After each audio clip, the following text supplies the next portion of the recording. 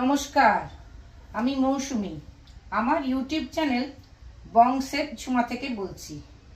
রোজকার প্রবলেম যেটা আমাদের সবার বাড়িতেই হয়, যে রোজ কি জলখাবার বানাবো, এইটা নিয়েই চিন্তায় অস্থির হই। মানে রোজ রোজ নতুন নতুন জলখাবার কি করব সেটাই ভেবে পাই না।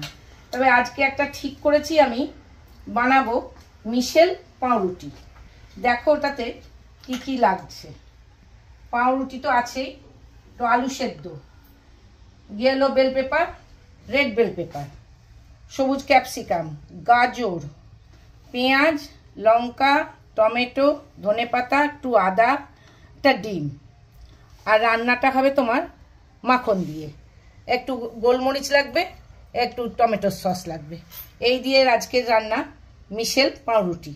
এবার আমি ওটা শুরু করছি। কেটে নিয়েছি পেঁয়াজ, টমেটো, লঙ্কা, আদা কুচি, গাজর কুচি, 3 রকম। এবং পাউরুটিগুলো এইভাবে ছোট ছোট টুকরো করে কেটে নিতে হবে। বাড়িতে যেমন যেমন মানুষজন থাকবে সেই আন্দাজে করে নেবে। আমার বাড়িতে দুজন, আমি এটা দুজনের মতন করেছি। এবার এটা আমি বসিয়ে দিয়েছি। এবার একটা বাটার দিয়ে শুরু হবে। একটু বাটারের সাথে একটু তেল দেবো আমি। বাটারটা বুঝে যাবে না, তাহলে পুরো বাটার দিয়ে করবো না, একটু তেলও দেবো।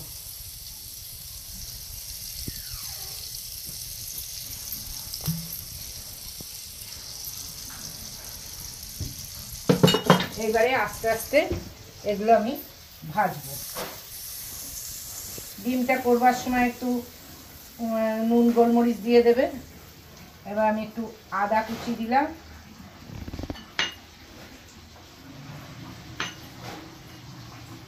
আদাটা একটু ভেজে নেব। এর সাথে একটু পেঁয়াজ কুচি দেব। খুব বেশি যে একেবারে লাল করে ভাজতে হবে তা নয়, ভাজাটা একটু অল্প অল্প ভাজা হলেই হবে, অতিরিক্ত একদম ভাজা দরকার নেই। সব জিনিসগুলোকে একটু করে ভেজে নেব। তোমার একদিকে এটা যেমন ভাজা হচ্ছে, এবারে পাউরুটিগুলো আলাদা করে একটু ভেজে নেবে।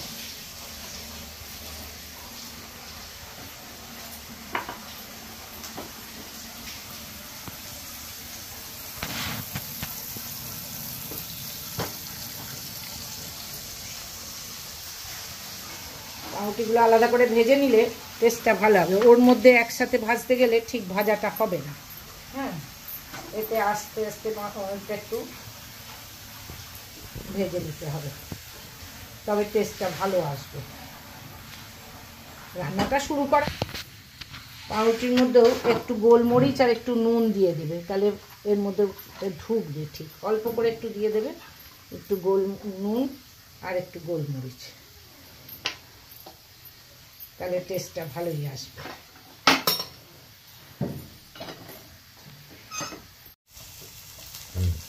পাউরুটিগুলো আমার একটু ভাজা ভাজা হয়ে গেছে, এটাকে একপাশে সরিয়ে এবারে আমি এটা একবার একটু ভেজে নিয়ে এতে একটু নুন গোলমরিচ সস এইসব দেব।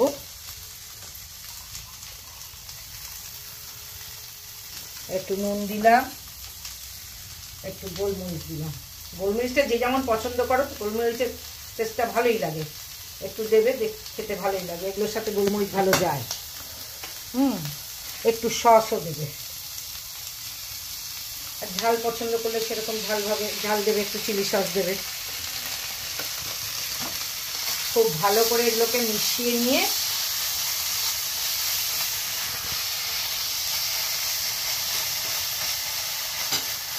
এর সাথে এবারে পাউরুটিটা আমি অ্যাড করে দিচ্ছি।